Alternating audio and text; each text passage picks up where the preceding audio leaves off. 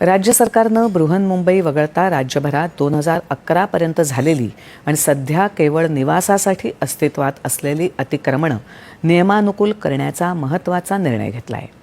याबाबतचा शासन निर्णय जारी करण्यात आलाय।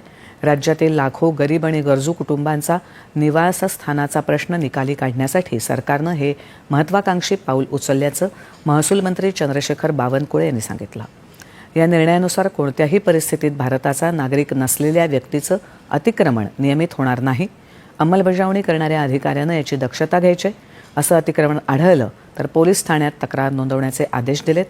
या आदेशानुसार 500 चौरस फुटापर्यंतचं निवासी अतिक्रमण पूर्णपणे विनामूल्य नियमानुकूल करण्यात येणार आहे, तर उर्वरित क्षेत्रासाठी प्रचलित बाजार मूल्याच्या केवळ 10% रक्कम कब्जे हक्कासाठी आकारली जाईल।